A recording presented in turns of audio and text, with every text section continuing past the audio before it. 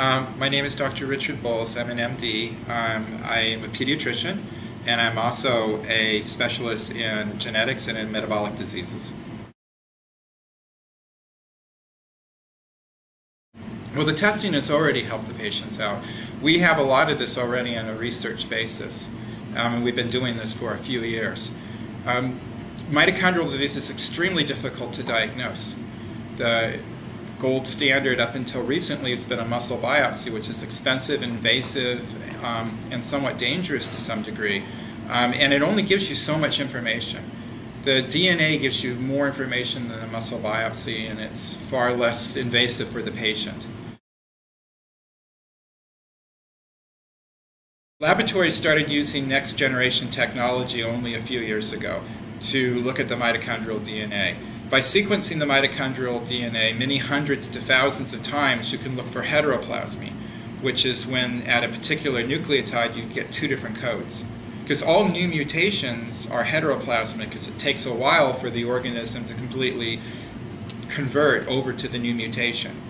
And so it's important to be able to look for heteroplasmy. Clinical diagnostics are critical because we can't really know how to treat the patients unless we know what's wrong with them. For the last 2 decades that I've been involved in mitochondrial medicine, we've been working with this black box in which we have some hints that there might be a mitochondrial disease, but the vast majority of the patients that we think have a mitochondrial disease, there's been conjecture.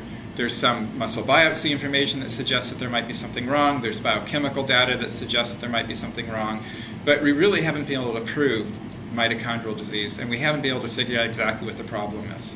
So number one is it's difficult to convince people that mitochondrial disease is as common as it is. And number two, without knowing the exact problem, we can't really come up with new and innovative therapies to try to make the patients better.